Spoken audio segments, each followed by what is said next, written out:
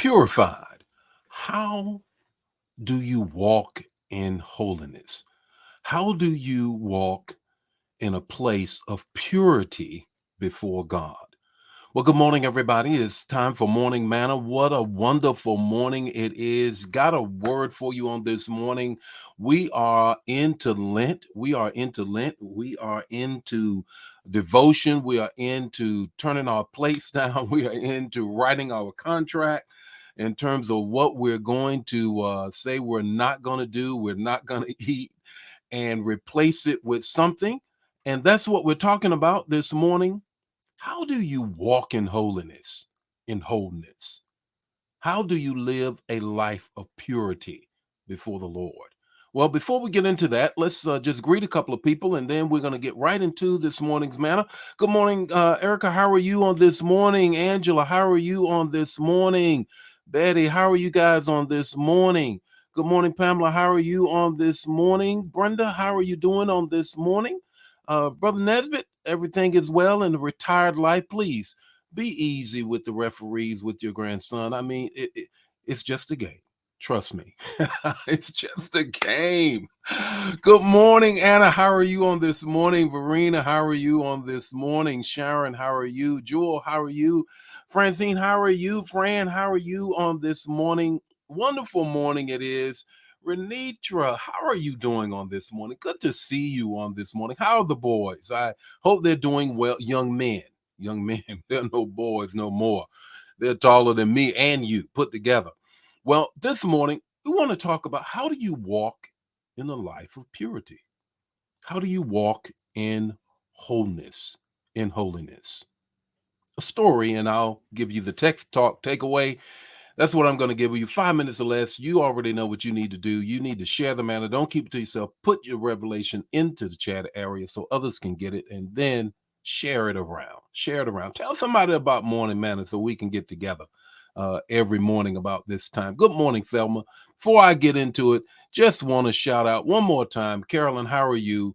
Thank you for all the service to the kingdom that you have done. Just chill and keep on loving God. Look, here we go. Here we go. Purified.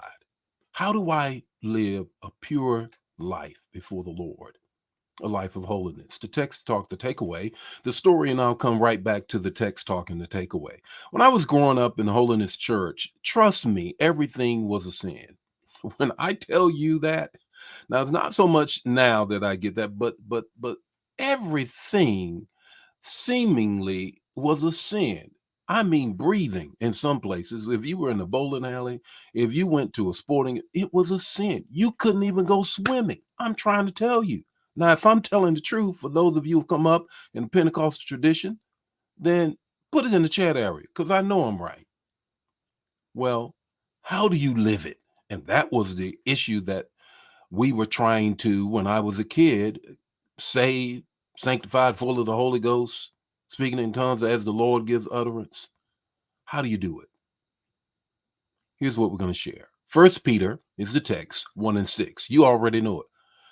Be ye holy, for I am holy. How many times have you heard that? Be ye holy, for I am holy. Man, that was drilled down in my head. Always at the altar trying to be holy. Three things I think is going to help you live a purified life, a pure life before the Lord, a life of wholeness and holiness. One, purposeful. Purposeful. Here's the mistake that I think that the my spiritual fathers and mothers made, both by blood and those that were in the church. It was always what not to do, not what to do. You cannot teach a negative. You cannot teach a negative. It was always don't do this, don't do that, don't do this, don't do that, as opposed of giving me purpose or purposeful life of what I should be doing. Do this, do that. It was always don't this, don't that. First thing, and how to live a life of purity before the Lord and wholeness, purposeful. Second thing is this: pursue, pursue, pursue God with all your heart. Pursue him with all your heart. This is what they said to David when David was ransacked the village. He had gone off the war. He came back. Everybody was gone. And the men, his own men of valor, was about to take him out. And he went before the Lord, put the ephod on, and he began to pray. He said, what should I do? And the Spirit said, pursue. Pursue. Go after it. So pursue. Purposeful. Here's the third thing. Pressure. Pressure. That's right. Pressure.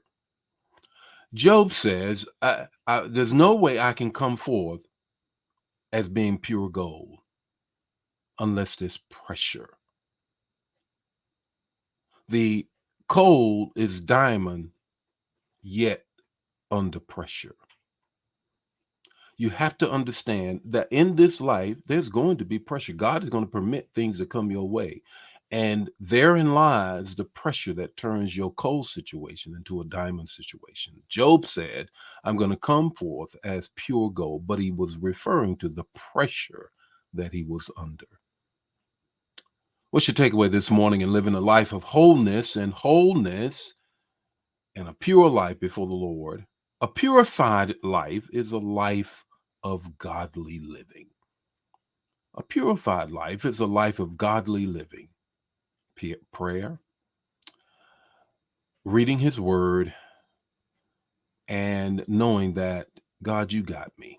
Even when I fall, you're going to get me back up again, because that's what a righteous man does. Hey, the Lord be with you today. His face shine upon you, give you peace. I'll share more manna with you on tomorrow morning. Share the manna. Don't keep it to yourself. God bless you. See you in the morning. Bye now.